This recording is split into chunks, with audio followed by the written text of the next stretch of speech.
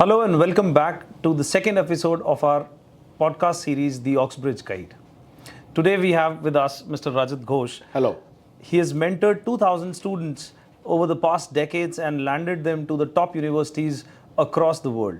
You name it, Oxford, Cambridge, Ivy League, and even more.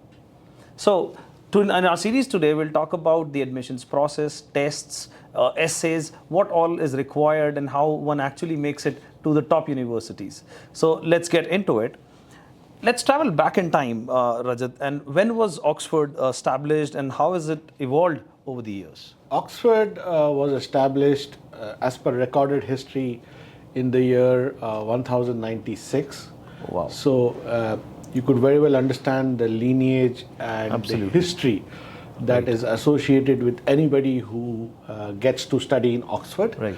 And over a period of time, if you look at contemporary British and colonial history, it has evolved with times, and now it is considered to be one of preeminent universities across the world with multiple centers of excellence, and very well known for entrepreneurial startups that the students spin off from Oxford.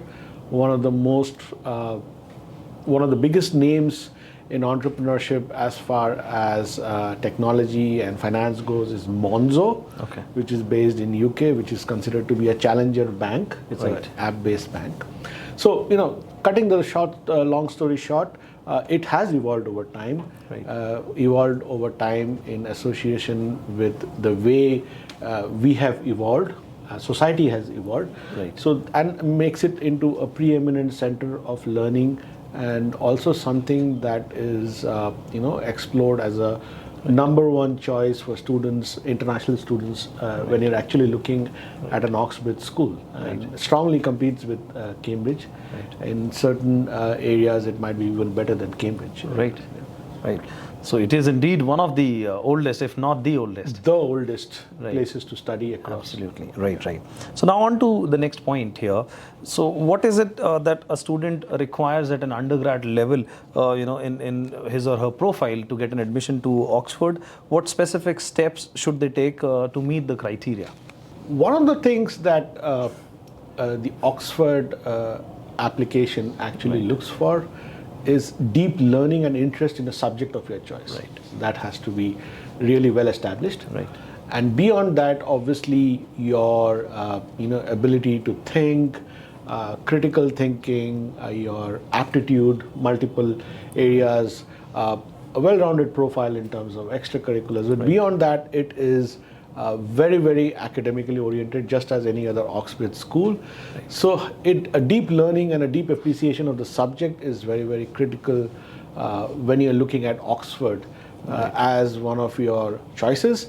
In addition to that, obviously, one would come across multiple admissions tests that one needs to explore and do very well, perform really well whenever you're looking at Oxford for admissions. Right. So it's an overall profile actually that they look at. It's no one factor as such. So what about the admissions tests that are required, and how can a student best prepare to maximize their chances of success? Well, there are a set of admissions tests that students would need to explore depending on which majors they're looking at. For example, the most common admissions test that many students write in Oxford is the MAT, the Math Aptitude Test. If you're looking at an undergrad degree in physics or in material science, you will have to give the PAT, the Physics Aptitude Test. And then obviously you have the LNAT, if you're looking at an undergrad program in law. There are other admissions tests also, for example, BMAT. But predominantly, these are the three most preferred tests: the MAT, the PAT, and the LNAT. That one would need to perform really well beyond your stellar grades in school to ensure that you actually have a fighting chance for a place in Oxford. And how about the SAT? Does that also add value for a UK applicant? Not really. An SAT, to the best of our knowledge, for certain students, from the CBSE background, for example, Cambridge is very specific. Right. They not only need an SAT but also at least 4 APs, Right. more than that. We haven't encountered that as far as Oxford Right. is concerned. But in some cases, it definitely can be Maybe. a requirement. Right, right, right.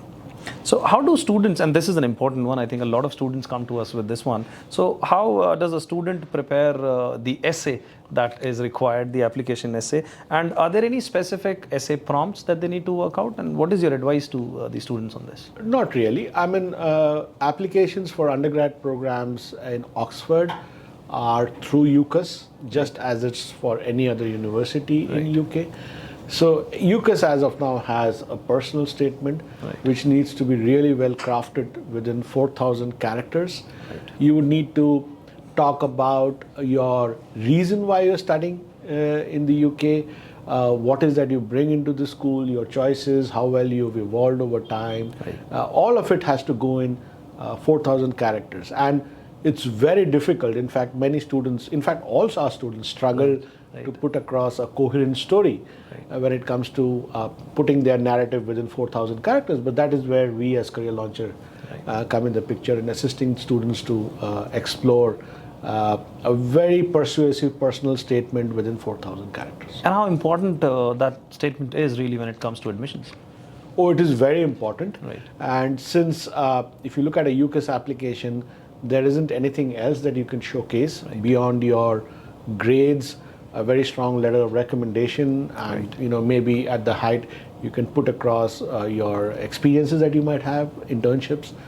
But a personal statement has to be very well crafted. It has to be coherent, and it cannot be. It is something that requires a lot of thought, because you have so much to say and so little space to put across. So you have to be really careful in terms of the choice of words, the structure of sentences, and what is that you're trying to say in the overall story. Right, right. Thank you so much, Rajat. It has been a wonderful session. Thank you for sharing your valuable insights. I'm sure it is very, very helpful for our audience. Thank you so much. Thank you. So that wraps up today's episode on Oxford admissions. We know that some of you are targeting Cambridge. So in our next episode, we'll decode all about Cambridge admissions. Stay tuned for the next episode. Till then, keep dreaming big and aiming high.